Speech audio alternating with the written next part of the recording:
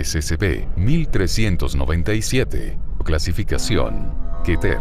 Procedimientos especiales de contención. Todas las interacciones de detección y liquidación del SCP-1397-2 deben ser mantenidas por las fuerzas del DMETA-10.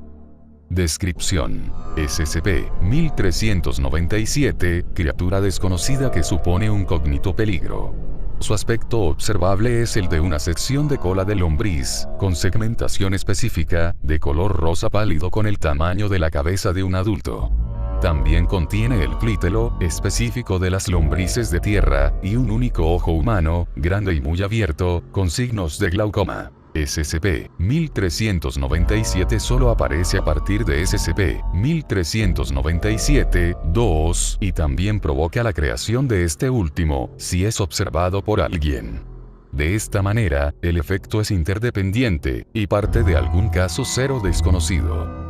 SCP-1397-2, cualquier humano que haya observado a SCP-1397 por una de estas vías, uno en cualquier lugar concurrido, en el que puede aparecer SCP-1397-2, y posteriormente SCP-1397. 2 en Internet, en cualquier sitio nuevo almacenamiento local de datos digitales con fotos de SCP-1397-2 o SCP-1397, incluso si la función de visualización de imágenes está desactivada o es imposible en absoluto.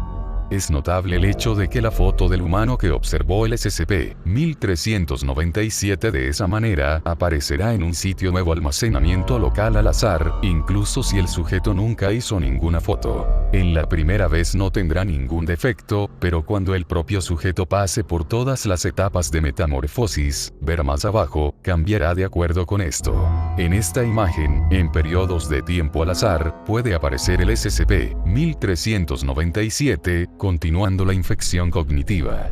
Según los datos de DMETA-10, el efecto no se extiende sobre las imágenes de SCP-1397-2 que ya se han convertido, porque ya están separadas de la cadena interdependiente original. 3. Estamos tratando de protegerte. Tras la observación del SCP-1397, los sujetos comienzan a sufrir trastornos mentales irreversibles, que se producen en 3 etapas. Etapa 1. La aparición de ideas dismorfofóbicas sobre la inferioridad del propio rostro. Etapa 2. Un periodo de intensas pesadillas, que contiene un acto de observación prolongado de la propia cara de lado, que termina con algo espantoso, no teniendo objetividad al mismo tiempo, que hace que se despierte inmediatamente. Etapa 3. Alucinaciones viscerales, incluyendo la representación objetiva de una cavidad dentro de la cabeza. Inmediatamente después del final de la última etapa, aparece un área grande y negra parecida a un círculo en la región de la cabeza del sujeto, que obliga a la cara del sujeto a doblarse a su alrededor, similar al efecto del lente gravitacional. Ver imagen.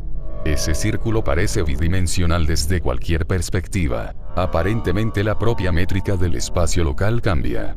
Desde esa zona aparece SCP-1397 y luego, tras un breve periodo de tiempo, desaparece.